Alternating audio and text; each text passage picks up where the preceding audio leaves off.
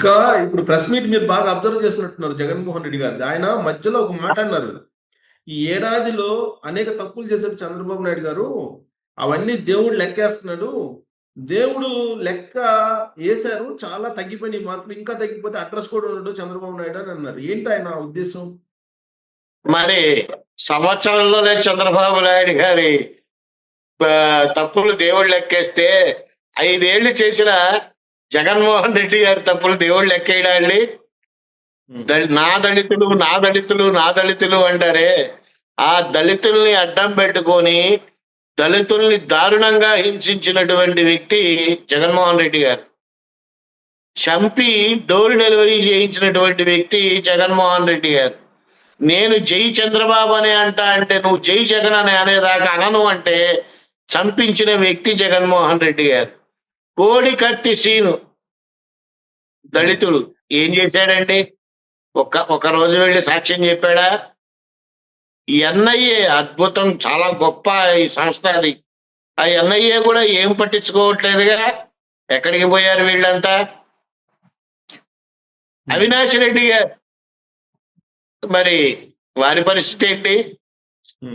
ఏ ధనుంజయ రెడ్డి గారికి సంబంధమే లేదు అని అన్నాడు ఆయన లిక్కర్ స్కామ్ లో. కరెక్టే, సంబంధం లేదు. సంబంధం లేని వాళ్ళని తీసుకొచ్చి ఇరికిచ్చి వాళ్ళ బతుకులు నాశనం చేశావు కదా. ఎక్కడికి పోతుంది మరి పాపం? ఇవన్నీ రిటర్నే ఉంటాయి.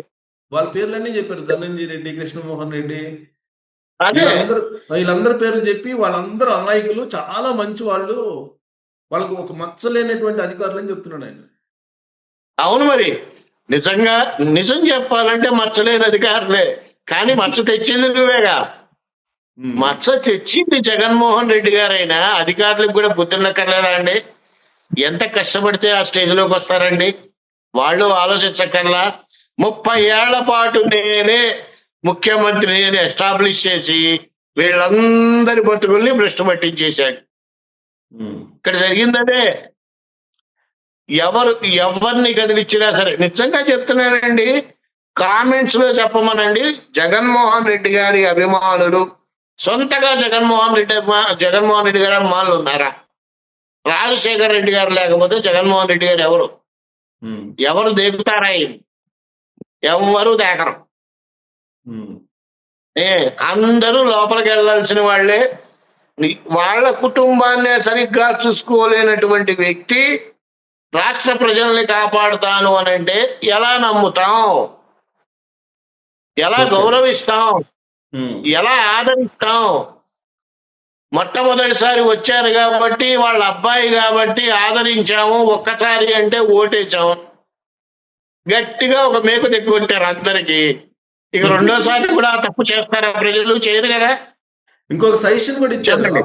ఆ ప్రెస్ మీట్ లో ఒక సజెషన్ కూడా ఇచ్చారు. అమరావతి రాజధాని నిర్మాణం అనే దాని గురించి మాట్లాడుతూ, యూనివర్సిటీ దగ్గర కట్టుకోవచ్చు కదా, అదేదో 4 బిల్డింగ్లు, దానికి ఇంత భూమి తీసుకోవటం ఎందుకు అని చెప్పి ఒక సలహా ఇచ్చారు ఆయన. ఈయన సలహాలు మనకు అనవసరం అండి. వాళ్ళు చేసే పనులు వాళ్ళు చేయనివ్వండి. ఇప్పుడు ఈయన ఏం చేశాడో చెప్పమనండి. ఒక్క మంచి పని చెప్పమనండి. ఈయన పరిపాలించిన 5 సంవత్సరాల కాలంలో జగన్మోహన్ రెడ్డి గారు ఈ పని బ్రహ్మాండంగా చేశారు అని ఒక్కటి ఏది కనపడదు మీకు. అన్ని మైనస్ కనపడతాయి. చెప్పాడు కదా 99% నేను చేశానని. ఏం చేశారు? పోనీ మీరే చెప్పండి సిఎస్ఆర్ గారు, ఆయన చేసిన ఒక్క మంచి పని చెప్పండి. నవరత్నాలు డబ్బులు అయ్యా, నవరత్నాలు డబ్బులు ఇచ్చాను అని చెప్తున్నారు. ఇచ్చిన హామీలు నవరత్నాలు ఇచ్చాడు కదా. అవును, నవరత్నాలు ఇచ్చాడు. బ్రహ్మాండమైన రత్నాలు ఇచ్చాడు మినిస్టర్లుగా మనకి. ఒకడు క్యాషినో తెచ్చే నవరత్నం, ఒకడు బట్టలెప్ప తీసుకుని తిరిగే నవరత్నం, ఇంకోటి బూతులు తిట్టే నవరత్నం, ఇంకొకడు చంపి డోర్ డెలివరీ ఇచ్చే నవరత్నం. ఇలాంటి రత్నాలు చాలా ఇచ్చాడు. కానివ్వండి, ఇక్కడ పాయింట్ ఏంటంటే, ఎవరు ఎన్ని చెప్పినా వైఎస్ఆర్సిపి అనేటువంటి పార్టీ భూస్థాపితం అవ్వటం ఖాయం. దీంట్లో ఎటువంటి సందేహము లేదు, ఎటువంటి ఆలోచన కూడా ఆలోచించాల్సిన అవసరంలా. ఇంతవరకు రైట్ అండి, ఆయన చెప్పినవన్నీ కరెక్టే, ఒప్పుకుంటాం. 151 సీట్ల నుంచి 11 సీట్లకి పడిపోయినటువంటి జగన్మోహన్ రెడ్డి గారి ప్రభుత్వం ఎందుకు పడిపోయాము అని ఒక్క సమీక్ష చేశారా? ఉమ్, మీరు చెప్పినవన్నీ కరెక్టే, ఆయన చేసినవన్నీ కరెక్టే, ఆయన అన్ని మంచి పనులు చేశాడని అనుకుందాం. ఒక్క సమీక్ష, ఎందుకు మనం ఇంత దారుణంగా ఓడిపోయాం అనే ఒక్క సమీక్ష కనుక ఆయన చేసుంటే నిజంగా మీరు ఊహించినట్టు నేను అనుకున్నట్టు ఏదో వచ్చేసరికి 11 కాకపోయినా ఇంకొక 10 ఎక్కువ వస్తాయి ఏమో అని ఆలోచించగలిగే వాళ్ళం. అలా లేకుండా ఈవీఎంలు తప్పులు చేశారు, అవి తప్పులు చేశారు అంటే మీరు ఓడిపోతే ఈవీఎం తప్పులు, ఉమ్, మీరు గెలిస్తే ఈవీఎం కరెక్ట్. ఉమ్. ఆయన చెప్పేవన్నీ కూడా నాకు తెలిసినంత వరకు అబద్ధాలే. ఓకే, ఇంకొక మాట కూడా పైగా చెప్పారు. PDF లు డౌన్ ఇంకొక ఏమండి? మాట కూడా చెప్పారు. మరి అది ఎందుకు చెప్పారో ఫ్లోలో చెప్పినట్టున్నారు. పార్టీ నడపలేకపోతున్నాను, డబ్బులు కావాలని. అయ్యో, ఆయనకి డబ్బులు చెప్పలేండి స్వామి. పార్టీ ఎల్లంక నడపలేకపోతున్నాను ప్యాలెస్ ఉంది, ఎల్లంక ప్యాలెస్ ఉంది, తాడేపల్లి ప్యాలెస్ ఉంది, హైదరాబాద్ ప్యాలెస్ ఉంది, ఎన్ని ప్యాలెస్లు ఉన్నాయి.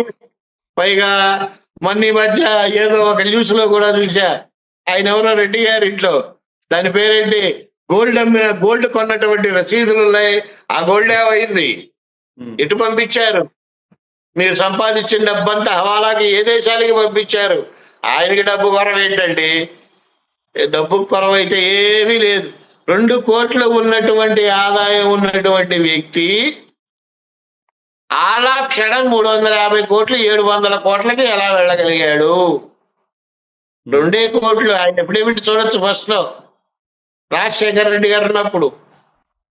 ఇప్పుడు ఎలా వెళ్ళారండి ఆ రాజశేఖర రెడ్డి గారి పాలనలో? ఎక్కడి నుంచి వచ్చినాయి ఇంత డబ్బు? అప్పుడే కదా ఈడీ గాడి బోడి అన్ని కేసులు పడ్డాయి. అవే మళ్ళీ రిపీట్ అవుతాయి. ఈసారి విచిత్రం ఏంటంటే బెయిల్ కూడా రాదండి ఆయనకి.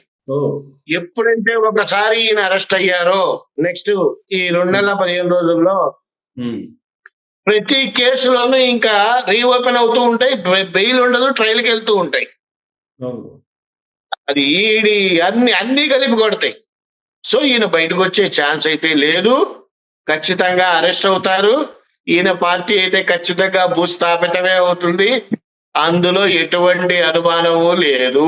ఇవాళ చెప్పండి. చెప్పారు, నేను రన్ చేయలేకపోతున్నాను, పార్టీని నడపలేకపోతున్నానని చెప్పారు ఆయన. నడపలేకపోతున్నాను అంటే లోపలికి వెళ్ళేవాడు ఇంకేం నడుపుతాడు? ఆ ఉద్దేశిస్తున్నారు.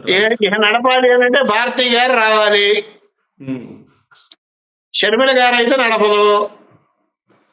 అందుకనే పార్టీ భూస్థాపితం అన్నా. ఇక నలుగురు అయితే నిజంగా కనుక టీడీపీ కానీ భారతీయ జనతా పార్టీ కానీ and what ever it is, అదేంటది జనసేన కానీ డోర్లు ఓపెన్ చేస్తే వీళ్ళ కార్యకర్తలు కూడా వెళ్ళిపోవడానికి సిద్ధంగా ఉన్నారు. వాళ్ళు ఓపెన్ చేయకపోవడానికి కారణం ఏంటంటే ఎవరైనా మన పార్టీలోకి రావాలంటే ఆచి తూచి అడుగులు వేస్తూ వాళ్ళు తీసుకుంటున్నారు. ఒక్కసారిగా ఓపెన్ చేస్తే మొత్తం జీరో అయిపోతుంది వైసీపీ. సో ఇప్పుడు ఏంటి, భారతీ గారు రన్ చేయలేరు అంటారు పార్టీని, వైసీపీని? భారతీ గారు రన్ చేయలేరా పార్టీని? అసలు పార్టీయే ఉండదండి. ఎవరు నమ్ముతారు చెప్పండి? ఎవరు నమ్ముతారు?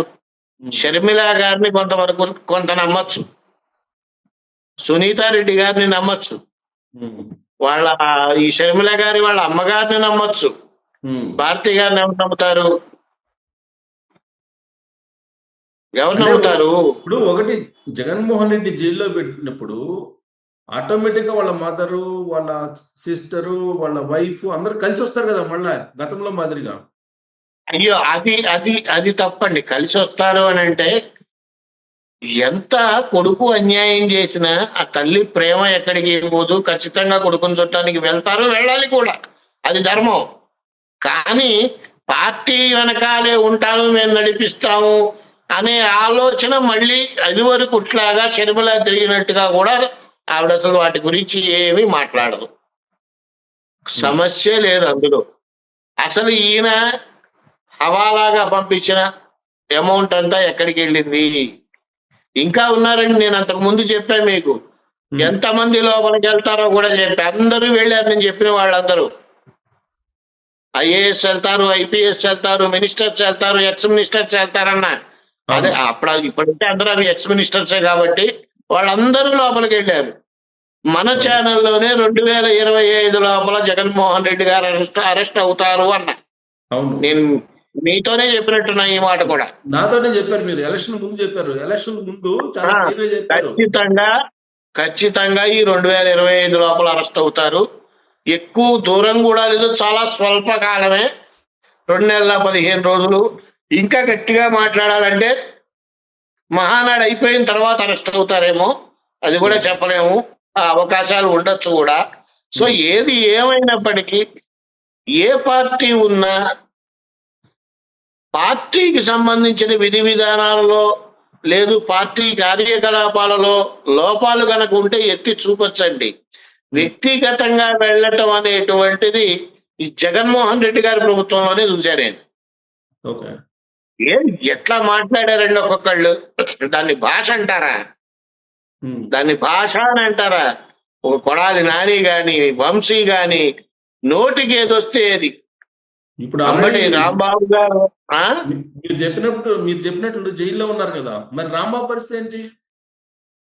రాంబాబు గారు ఏముందిలేండి, వస్తారు నెమ్మదిగా. అందరు ఆయనకి బహుశా కాస్త ఆయన ఒక గొప్ప విద్యావంతుడు, నేను ఒక జ్ఞాని అని అనుకుంటారు.